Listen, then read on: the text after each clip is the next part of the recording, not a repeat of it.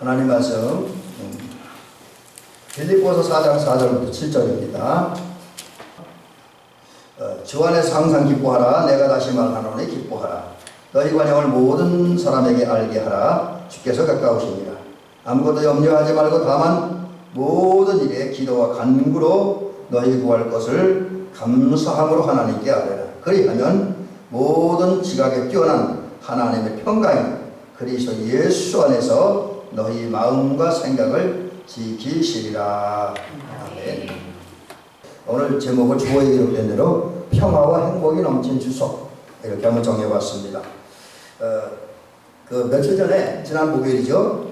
제가 상한리교회에서 이제 몇 분의 목사님, 한 10분의 목사님과 한 분의 전도사님, 그리고 사모님들 몇 분이 만났습니다. 그리고 예배를 드리고 이제 또 식사를 하고, 그리고 이제 안리배관 교회 앞에 있는 카페에서 이제 이렇게 음료수를 마시고 커피를 마시면서 그런 얘기를 했습니다. 어떤 목사님이 이제 은퇴가 몇 년 안 남았는데 그분이 그러더라고요. 세월 참 빠르다. 이제 그렇게 말씀을 하셨습니다. 그래서 제가 옆에 있다가 목사님, 저도 60 넘어서 속도가 굉장히 세월이 빠르게 흘러가는 느낌인데 목사님은 한 70km, 80km 달려가는 느낌이겠죠? 네, 그렇게 제가 질문을 한 적이 있습니다. 예, 그렇습니다. 참 세월 빨리 흘러갑니다. 그래서 2024년도도 벌써 8달이 지났고 9달을 맞이했고 9째 달이 벌써 중순에 접어들었습니다. 이제 내일부터 또 이제 하순으로 넘어가기 시작을 하죠. 자, 이러다 보니까 우리 앞에 지금 당장 추석이 다가왔습니다.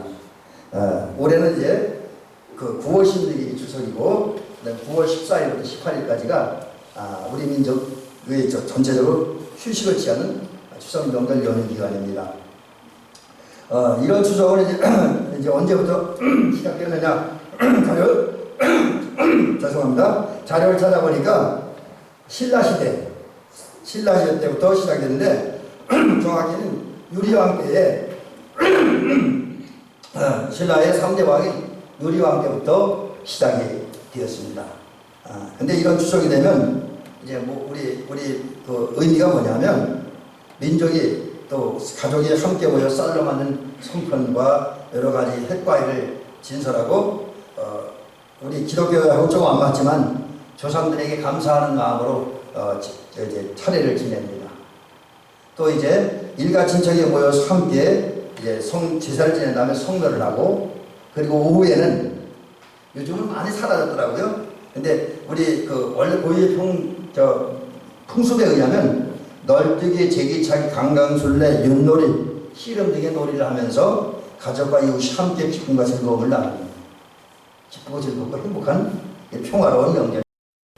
저희 동네에서 어릴 때 저녁 때는 노래자랑을 했던 기억이 지금도 나고, 또 오후에는 저희 고향교회에서 저희 고향 마을이 삼계리인데 삼계리가 모여서 배구시합을 했던 기억이 지금도 납니다. 그리고 제가 살고 있는 우리 마을이 우승을 했는데 옆에 마을 사람 되게 부러워하고 질투하는 그랬던 모습도 지금도 이렇게 눈에 서원하게 생각이 납니다. 그래서 이제 정리하면 추석은 감사하는 절기, 하나님께 감사, 우리 기독교적인 교회로 볼 때 하나님께 감사하는 명절이고요. 또 온 가족에게 감사하고, 또 가족뿐만 아니라 주변 사람들, 이웃 사람들, 함께 일하고 함께 살았던 사람들에게 감사하고, 또 우리 성도이니까 교회에 감사하고, 우리 교회 소속된 모든 성도들에게 감사하고, 우리 교회 안에서 주의 일하는 모든 사람들에게 감사하는 절기이기도 합니다. 또 이제 생활 형편이 되시는 교회나 이런 성도님들 같은 경우는 가족과 교회와 이웃과 함께 선물을 나누며 사랑을 나누면서 교제하는, 사랑과 기쁨을 나누는 행복한 절기, 평화의 명절이라고 할 수가 있습니다. 그러므로 우리 성도들은 이번 추석 이제 이미 시작이 됐습니다. 올해는 9월 14일부터 시작이 됐으니까 어제부터 시작됐는데, 어제부터 수요일까지 진행된 추석 연휴 기간, 여러분들은 하나님께 감사하고, 성도들에게 감사하고, 가족들에게 감사하고, 이웃에게 감사하고, 대한민국을 위해서 일하는 모든 일구들에게 감사하는, 특별히 군인들과 공무원들에게 감사하는 그런 모습으로 보낼 수 있기 바랍니다. 또 가족을 위해서 여러 사람들이 모여서 함께 음식을 나누며 함께 교제하며 축복하며 섬기는 그런 아름다운 모습으로, 행복한 모습으로, 또 그런 것에서 우리 모두 안에 평화와 행복을 이루어가는 추석 명절을 맞이하고 또 그의 삶을 그렇게 사시기를 주님의 이름으로 간절히 부탁을 드립니다.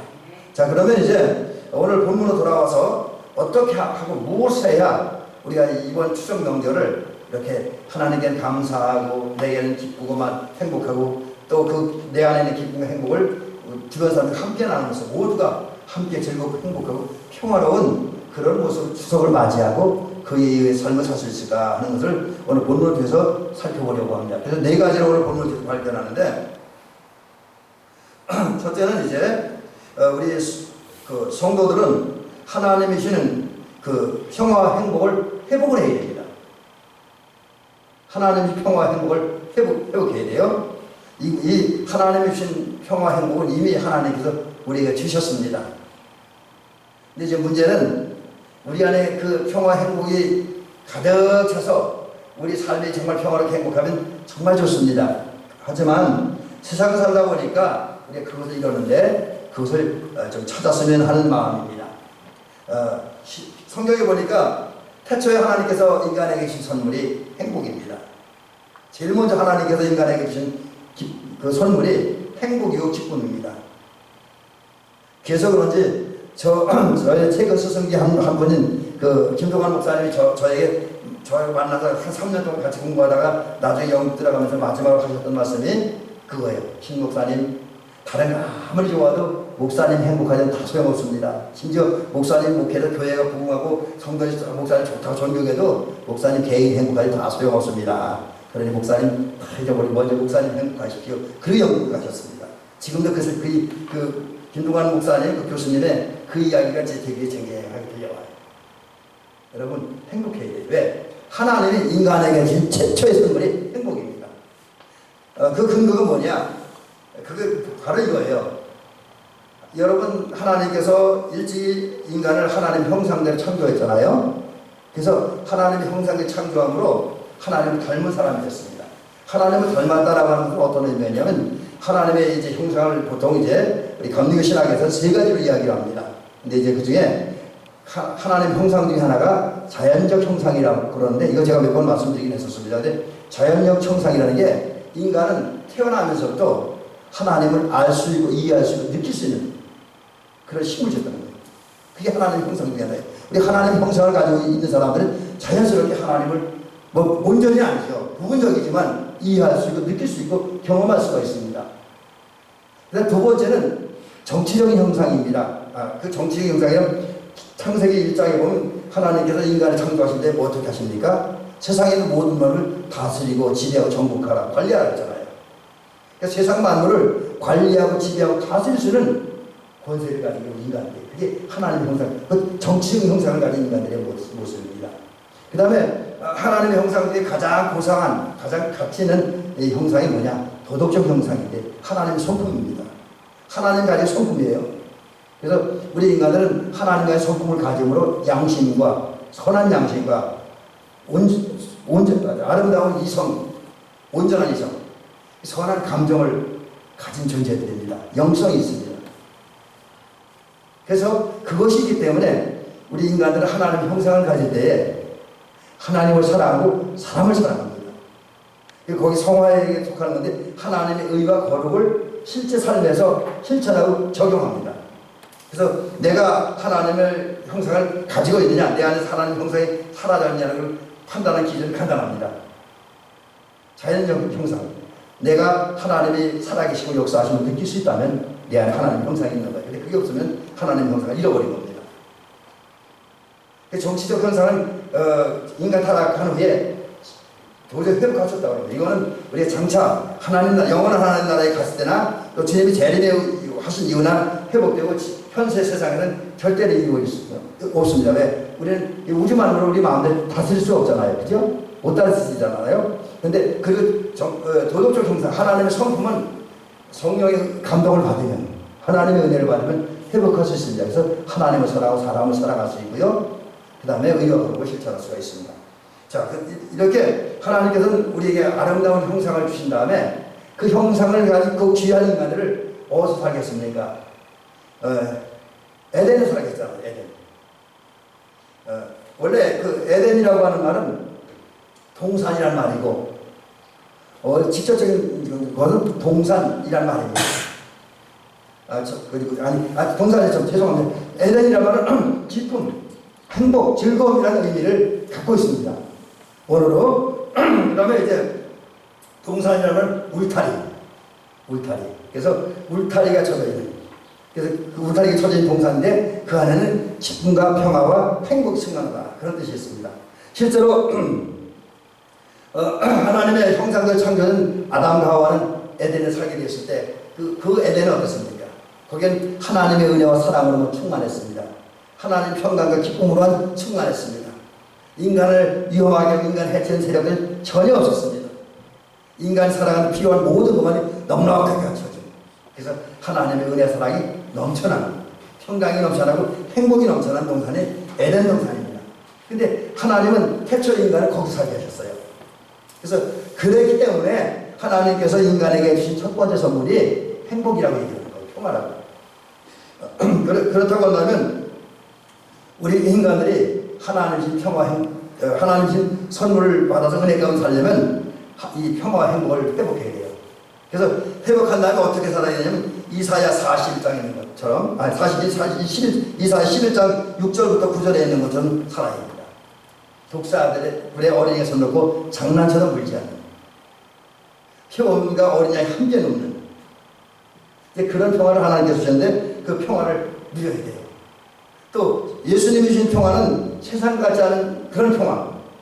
그 십자가, 예수님께서 십자가에 달려 죽으시고 그 결과로 말미암아 이루어진 구원의 완성, 그 구원의 완성을 통해서 우리가 얻은 평화인데, 이것은 어떤 상황과 환경에도 지배받지 않은 그런 평화입니다. 근데 이 평화를 우리가 선물로 우리에게 주셨으니까 진정한 하나님의 사람들, 또 조금 전에 말씀드린 것처럼 진정한 하나님의 형상을 회복한 성숙한 그리스도인이라고 한다면, 거듭난 그리스도인이라고 한다면 우리는 하나님이 주신 평화와 행복이 우리 안에 와야 돼요. 그래서 우리가 평화롭고 행복한 사람들이 되어야 됩니다. 그리고 그 하나님이 우리에게 주신 평화와 기쁨을 나만 간직하고 나만 누리는 것이 아니라 이웃에게 나눠줘야 됩니다. 우리에게 평화와 행복을 주신 주님께서 말씀하십니다. 뭐라고 말씀하냐면 너희가 거저받았으니 거저 주어라. 예수님을 통해서, 하나님을 통해서 거저받은 평화와 기쁨의 은혜, 행복의 은혜를 우리 가족들에게, 멀리부터까지 얘기할 거 없어요. 가족들에게 나눠줘야 됩니다. 이웃에게 나눠줘야 됩니다. 친구들에게 나눠줘야 됩니다. 그 옛날 예수님이 만났던 사마리아 여처럼 말입니다. 여러분, 예수님께서 전도하러 다니던 중에 어느 날 사마리아에는 수가성으로 가셨고, 수가성 안에 있는 야곱의 우물가로 가셨습니다. 그때에 한 여인이 물을 들어왔습니다. 물을 길러왔어요. 그리고 예수님을 만났습니다. 그리고 예수님과 대화를 합니다. 그리고 그런 중에 이 사마리아 여자는 예수님으로부터 예수님이 생명의 물이라고 하는, 그리고 예수님이 주신 물을 마시는 자마다 영원히 목마르지 아니하려고 하는 말씀을 듣습니다. 근데 그 말씀은 정말 이 사마리아 여자에게 생명수로 다가왔습니다. 사실 지금까지 사마리아 여자는 그 인생의 사랑의 갈증, 고독의 갈증, 이걸 해결하고 행복하게 살기 위해서, 즐겁게 살기 위해서 사랑에 푹 빠져 살았습니다. 이미 앞에 5 남자를 만나서 5명의 남자와 사랑하며 살았습니다. 거기에 만족이 없었어요. 그래서 5명과 헤어지고 지금 6번째 남자를 만납니다. 근데 그래도 여전히 이 여인 속에서 행복에 대한 갈증, 사랑에 대한 갈증, 허무에 대한 갈증은 사라지지 않습니다. 그런 사마리아 성 안에 있는 사마리아 도시 그리고 수가성 안에 있는 야곱의 우물가에서 예수님을 만나고 예수님과 대화하고 예수님의 말씀을 들은 때부터 이 여인 속에 있던 고독과 외로움과 갈증은 사라집니다. 정신적, 심적 갈증은 사라집니다. 그리고 그 안에는 사랑의 물결이 강같이 흘러넘치시고 평강의 물결이 강같이 흘러넘치기 시작합니다. 기쁨의 물결이 강같이 흘러넘칩니다. 예수님 만나니까. 이것이 너무 기뻐서 이 사마리아 여자는 물동이를 야곱의 우물 옆에 버려두고 동네로 들어갔습니다. 그러면서 주변 사람들에게 외칩니다. 내게 행한 이 모든 일을 내게 말한 사람을 와서 보라. 좀 말이 어렵게 번역이 되네. 우리 개정 성경에 보니까. 그리고 와서 보라. 이는 그리스도가 아니냐. 야곱의 우물가에 당신이 생명수임을 말씀하신 그것이 나에게 영원한 생명수와 가슴으로 나의 모든 갈증을 해결해주고 나에게 시원함과 만족을 준 이 예수님께 나와봐. 그리고 그 예수님 말씀 들어보고 그 예수님 만나봐 라고 말합니다. 왜 이런 얘기를 합니까? 이 여인은 예수님이 자신에게 주신 은혜를 나눠주기 위해서, 기쁨을 나눠주기 위해서, 행복을 나눠주기 위해서, 평화를 나눠주기 위해서 동네 사람들에게 나가서 외치고 있습니다. 여러분, 사마리아 여자와 같이 여러분도 예수님 만나 은혜 받음으로 여러분 마음속에는 정신적, 영적, 마음, 심적 갈증을 다 해결하시기를 주의 이름 간절히 부탁드립니다. 고독의 갈증, 외로움의 갈증을 해결하시기 바랍니다. 그리고 하나님 안에서, 예수 안에서 즐거워지고 기뻐지고 행복해지기 바랍니다. 평화로운 성도들이 되시기 바랍니다. 그런 다음에 이제 우리 가족에게 가고 우리 이웃에게 가고 내 친구에게 가서 우리 마을 사람들에게 가서 예수님이 나에게 주신 은혜와 사랑을 전달하는, 그래서 예수님이 주신 은혜와 행복과 평강과 기쁨을 우리 사랑하는 사람들에게 거저 나눠주는 저와 여러분들이 되어지고 그러한 명절을 만들어가는 이번 우리 성도들 되어주시기를 주의 이름 간절히 부탁드립니다. 자, 그러기 위해서 우리가 해야 될 일 네 가지인데, 첫째는 항상 기뻐해야 된다는 거죠. 항상 기뻐해야 된다. 여러분, 예수님께서 말씀하시기에 항상 기뻐하라, 다시 말하는 기뻐하라고 말씀하셨고, 또 이제 바울 사도가 항상 기뻐하라, 이는 그리스도 예수 안에서 너희를 향하신 하나님의 뜻이니라 했습니다. 이 말씀에 보면 그리스도인을 향한 하나님의 뜻은 기뻐하는 거예요. 항상 기뻐하는 거예요. 실제로 우리가 기뻐할 때 진정한 그리스도인이 되어집니다. 제가 말씀을 준비하는 과정 중에서 한 책을 읽었는데, 책을 읽다 이런 재미난 글을 읽었습니다.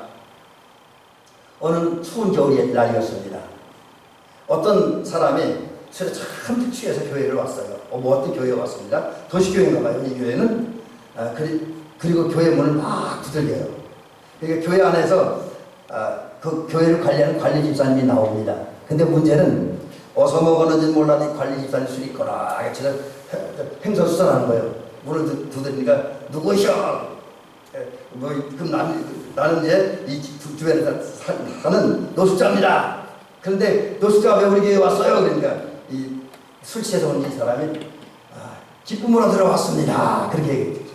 기쁨으로 기쁨을 얻고, 그래서 진정한 교인이 되기 위해서 왔습니다. 그랬대요.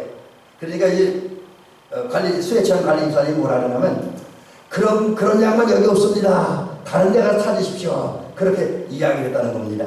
여러분, 이 대화 속에서, 물론 말 속에서 분명히 드러나지 않습니다. 그러나 대화의 모습을 보면 그들에게 예수가 있어요, 없어요? 없죠. 예수님이 없으면 기쁨이 없는 거예요.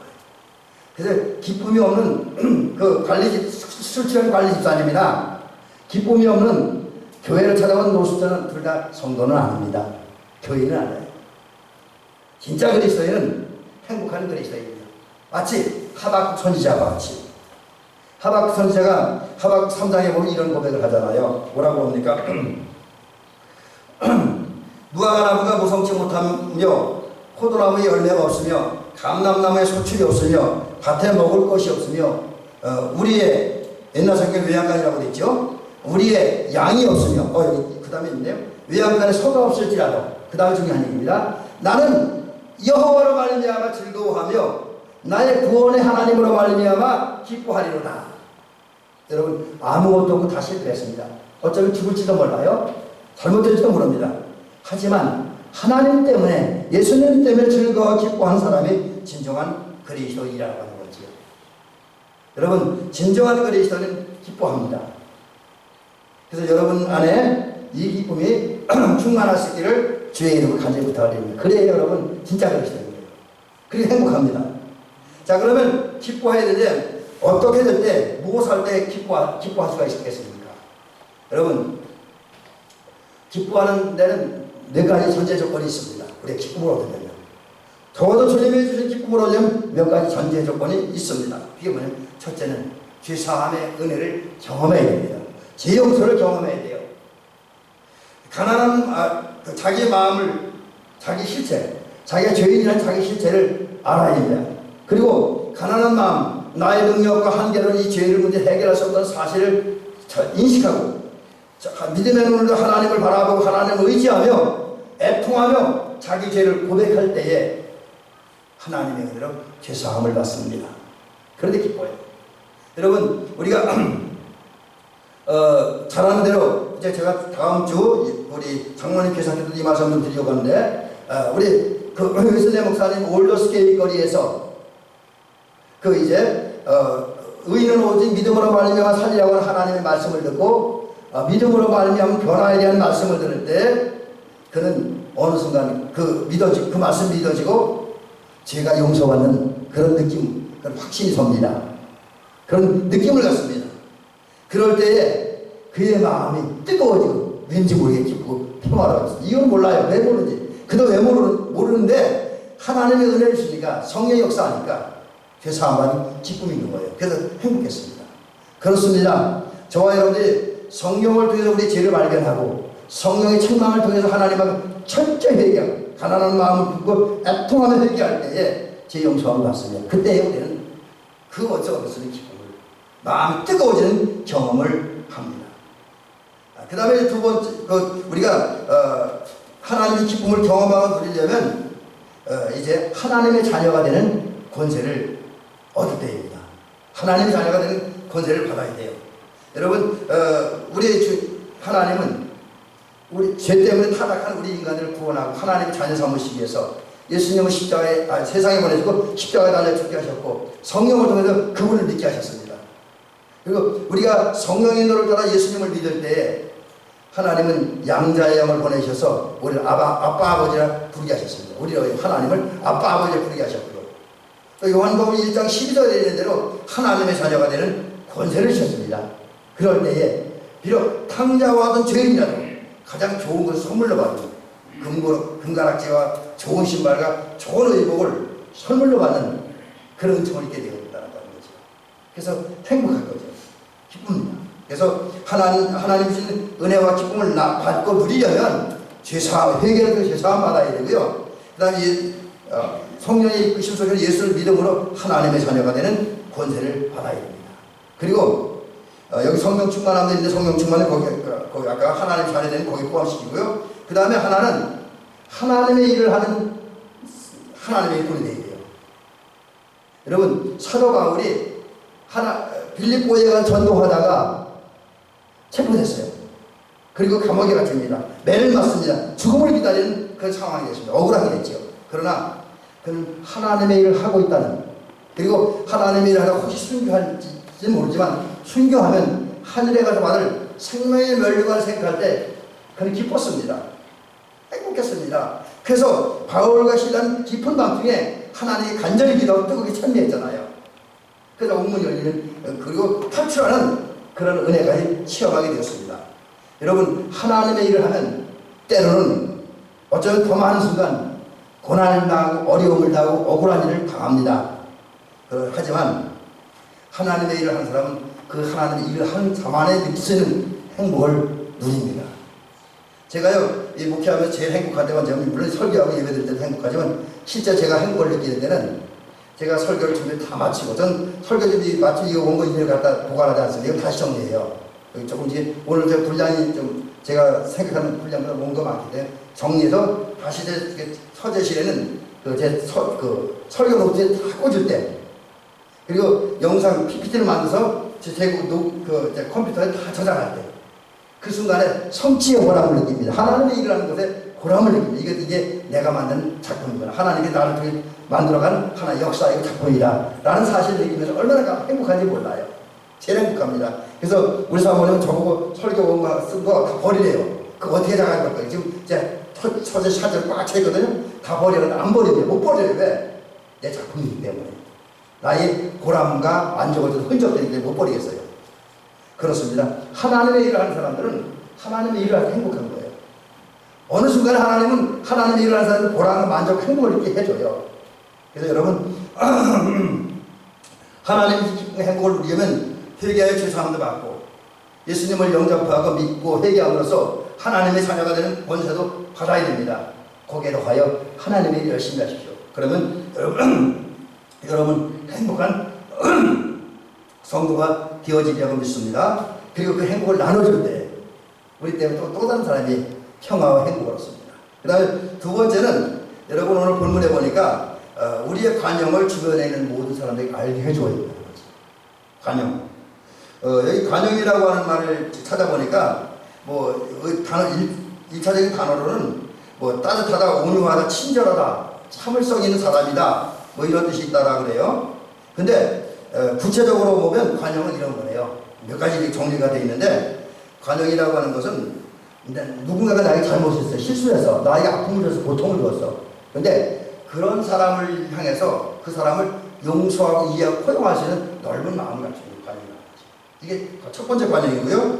두 번째 관용은 이제 누군가 나를 혼란스럽게 하고 어지럽히고 핍박해도 그런 것을 요동치거나 흔들리지 아니하고 평정심을 유지하는 것. 평정심. 좌로라고 그러는 직장은 평정심을 유지하는 것. 아무리 누가 나를 괴롭히고 욕을 해도 심지어 나에게 모욕을 줘도 어떤 데 나를 때려도 흔들리지 않고 평정심을 유지하는 거라는 거지. 이게 관용이라는 거죠. 이제 주님은 우리의 그런 마음을 품으라는 거죠. 어떤 상황 가운데 흔들리지 않고 평정심을 유지하는 거. 그리고 모든 사람을 용서할 수 있는 그 넓은 마음을 가지라는 거죠. 그런 다음에 여기 좀 더 나간다면 그런 넓은 마음, 포용력 있는 마음을 가지고 다른 사람들의 허물을 용서하고 그 다음에 나에게 잘못한 사람을 사랑해주고 선대해주고 축복해주는 그런 삶을 살아라. 이렇게 말씀하는 거죠. 그래서 그 일을 한 번 하는 것이 아니라 그런 모습을 지속적으로 삶으로써 일부 드러내려고 하는 것이 아니라 이런 관용을 부지런히 끊임없이 실천하면서 주변 사람들이 자연스럽게 저 사람은 관용이 있는 사람이에요. 관용한 모습을 사는 사람이야 라는 것을 알게 하는 거죠. 그럴 때에 그 사람에게 하나님이 행복을 주고 하나님이 평강을 준다는 겁니다. 하나님이 행복을 준다는 거죠. 사실 이렇게 볼 때 일상생활 누군가가 나에게 잘못했다고 그 사람을 미워하는 마음이 생기고 그 사람을 증오하는 마음이 생기면 내 마음도 기쁘지 않잖아요. 근데 어쩌다가 주변에서 잘못해도 뭐 그럴 수도 있지 하면서 이해하고 용납하고 뭐 또 좀 좋은 마음을 가지면 우리 그것 때문에 우리가 행복하고 평화로움을 느낄 수 있다라고 하는 것이죠. 그 다음에 세 번째는 하지 말라는 게 있는데 이거를 본문에 보니까 우리가 행복을 얻고 평화롭게 살려면 염려하지 말아라 이렇게 말씀하고 있습니다. 오늘 빌립보서 4장 몇 절입니까? 여기 6절에 보니까 아무것도 염려하지 말고 있습니다. 아무것도 염려하지 말고. 이 염려는 다른 말로 걱정이지요. 근데 이 염려와 걱정은 어디서부터 생깁니까? 원래 제가 그전에도 한번 말씀드렸는데 염려, 걱정이라는 말 속에는 나누어진다, 갈라진다라고 하는 뜻이 있어요. 염려와 걱정한다는 것은 내 마음이, 내 생각이, 내 삶이 하나님으로 갈라지고 하나님으로 분리되고 하나님으로 멀어진다는 겁니다. 또 하나는 하나님의 보호와 인도하심을 의심할 때 믿음이 사라졌다는 그 증거이기도 합니다. 근데 많은 사람들이 이런 염려와 걱정 속에 살아요. 하나님부터 마음이 갈라지고 하나님의 보호와 인도하심을 하나님 돌보심을 의심합니다. 그래서 갈등이 생겨요.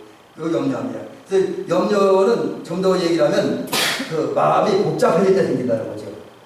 하나만 생각하면 하나만 목표로 삼고 살면 되는데 이것도 생각하고 저것도 생각하면 의심이 생긴다는 거죠. 그 의심이 생기고 염려하게 된다는 거죠. 그래서 염려하지 말라 주님께서 말씀하는데 그러면서 염려는 주님 말씀에 의하면 또 성경적인 의미에 의하면 우리가 하나님의 은혜를 받는데 그리고 그 은혜로 말미암아 하나님의 평화와 기쁨과 행복을 누리는데 가장 큰 적입니다. 방해물입니다. 가장 나쁜 거예요. 또 염려한다고 해서 무엇이 되어지는 것도 아닙니다. 그래서 예수님 염려하도 키 한 치라도 안 커진다고 하잖아요. 염려한다고 키가 한 자라도 더 자라겠느냐 이렇게 말씀하십니다. 염려한다고 되는 일은 없습니다. 오히려 염려할 때 의욕을 잃고 용기를 잃습니다. 염려할 때 자신감을 잃어버립니다.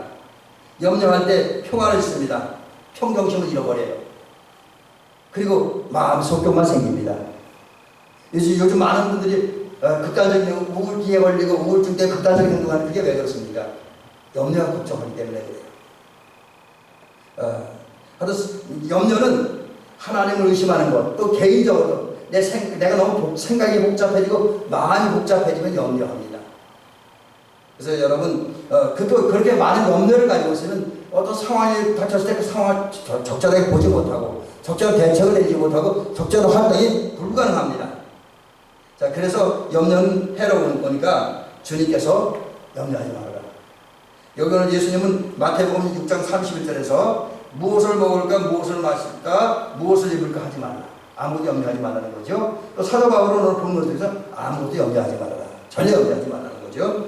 그러므로 우리는 아무것도 염려하지 말고 단순한 마음, 오직 하나님 한 분만 의지하는 그 순수하고 단순한 마음 하나 가지고 하나님 바라보고 하나님께 집중하고 하나님을 믿는, 그리고 우리 삶의 결과를 하나님께 맡기는 저와 여러분이 될 수 있길 바랍니다. 여러분이 농사하고 여러 가지 일을 할 때 어떤 경우 우리는 너무 많은 걸 생각해요. 성공과 실패가 다 내가 책임지려고 합니다. 근데 여러분, 우리가 할 수 있는 최선을 다하는 것밖에 없는 것 같아요.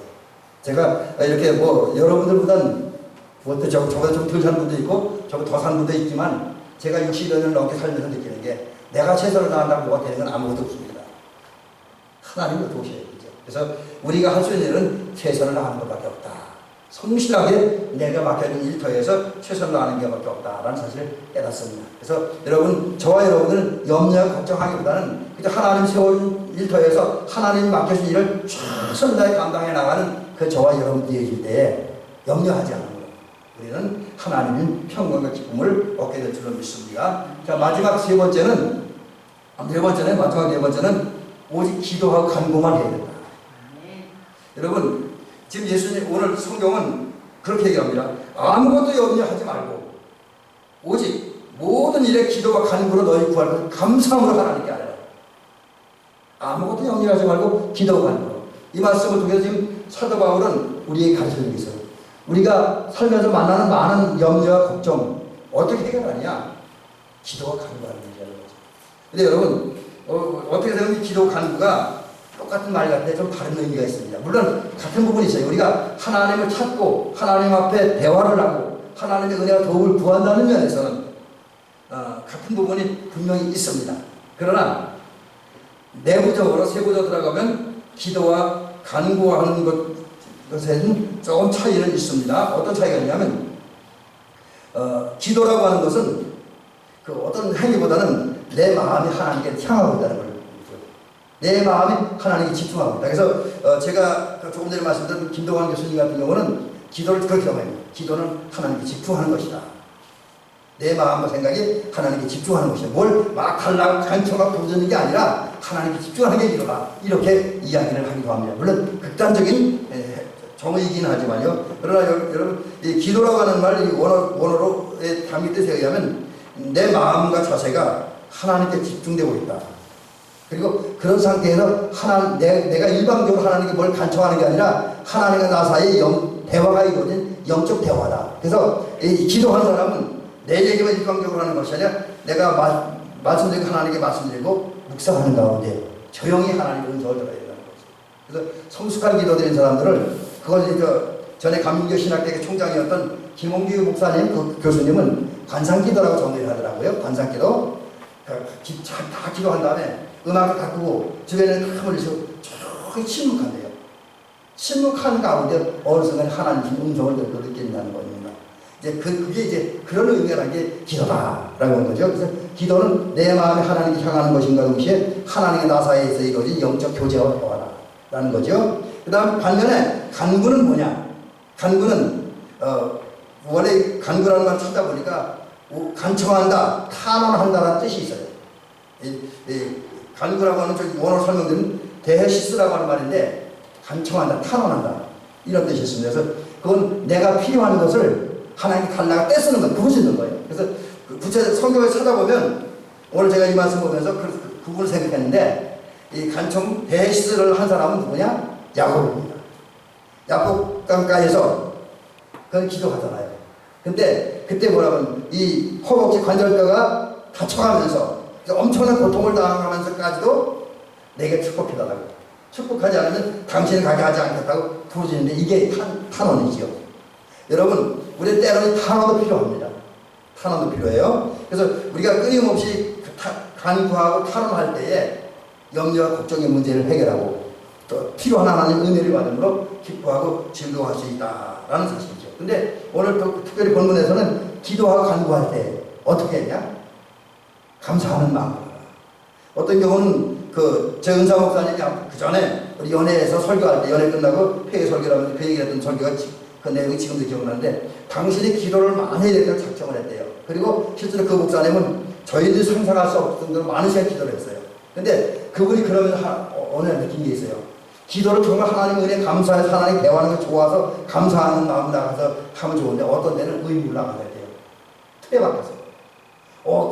기도하는데 강박관념에서 기도가 날이 있으면서 그것이 그렇게 하나님 앞에 죄송스럽고 후회스럽다 이런 얘기를 하더라고요. 물론 그렇게 안 하는 것은 100% 낫긴 나요. 그러나 오늘 성경은 말하는 건 기도하고 간구할 때 감사하는 마음. 내가 하나님 앞에 기도할 수 있음에 감사하고 또 내가 하나님의 영적 대화를 할 수 있다는 사실에 감사하고 그 대화를 통해 하나님의 영적 교제를 나눌 수 있다고 하는 사실에 감사하고 또 내가 필요한 걸 하나님께 구할 수 있고 그 구함으로 말미암아 하나님의 응답을 기대할 수 있다는 사실 때문에 감사하는 마음을 기도해야 된다고 하는 거죠.